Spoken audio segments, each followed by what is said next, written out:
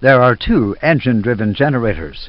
The generators maintain a constant speed by a drive mechanism known as an integrated drive generator, IDG.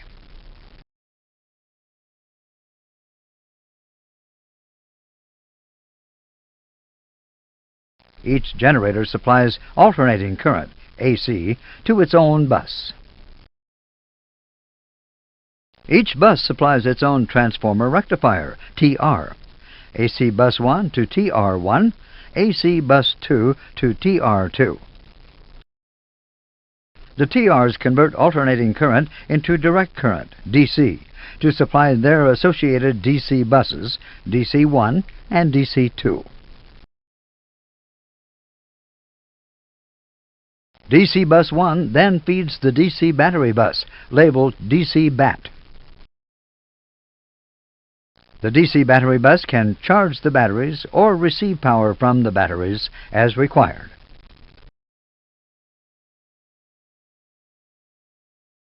The electrical system also includes two essential buses.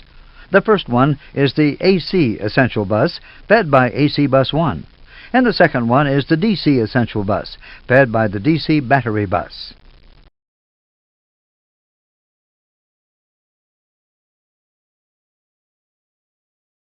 AC Essential in turn powers the AC Essential Shed Bus. DC Essential powers the DC Essential Shed Bus. They are referred to as shed buses because they are automatically shed should the electrical system be reduced to batteries only.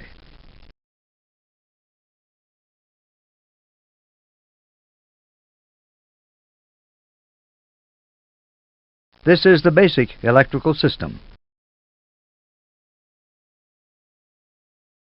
The electrical network can also be supplied by the APU generator. These three generators are all identical, and any one of them can supply the entire aircraft's electrical needs.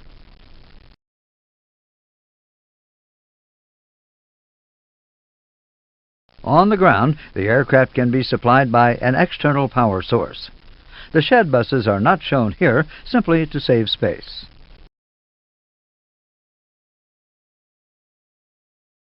As a backup, there is a hydraulically driven emergency electrical generator. Again, the shed buses are not shown simply to reduce page clutter. The hydraulic power to drive the emergency generator is provided by a ram air turbine, RAT, located in the belly fairing, which extends in case of severe electrical or hydraulic failures.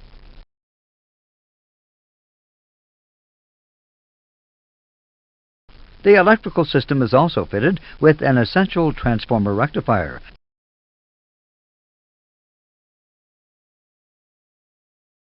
Now, let's see how this information is presented to the pilots in the cockpit. We will introduce the ECAM electric page.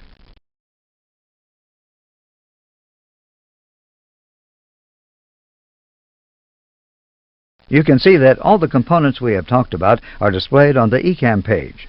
Notice that each component has a title to aid identification. Let's briefly review the basic system using the ECAM electric page.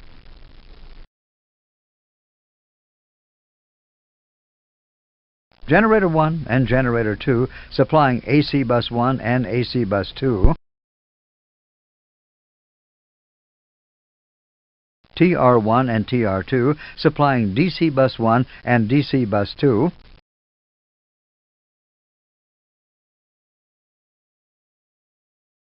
Two essential buses supplied by the left side.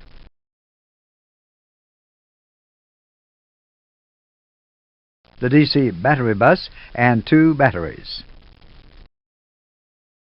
Each component can be monitored via its indications.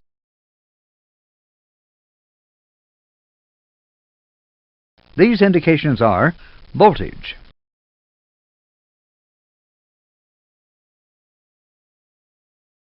amperage, or load on the generators,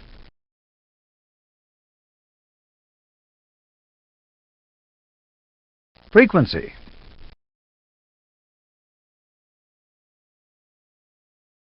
IDG temperature,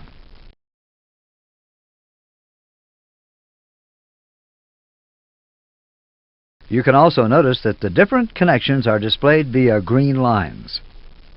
Let's now locate the various controls available to the pilots and associate them with the components displayed on the ECAM.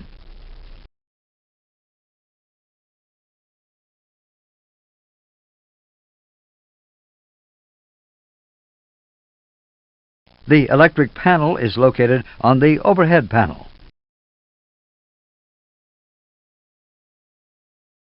For emergency cases, there is an emergency electric power panel on the left side of the overhead panel. Now let's look at the relationship between the electric panel and the ECAM electric page.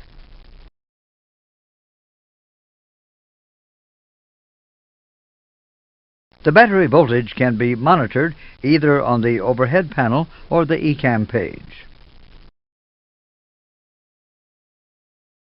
Each battery is controlled by a push-button switch. Both main generators and the APU generator are controlled by their associated push-button switch. The external power is also controlled by a push-button switch. The AC Essential Feed push-button switch enables the pilots to change the feed for the AC Essential bus from AC Bus 1 to AC Bus 2.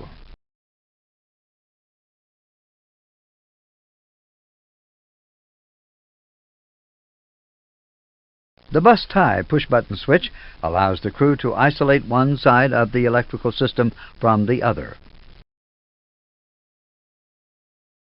In case of failure, these switches enable you to disconnect an IDG from its drive shaft.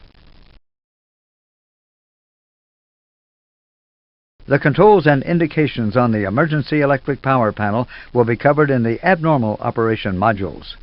There is one exception. The emergency generator test switch is used by maintenance only to test the emergency generator.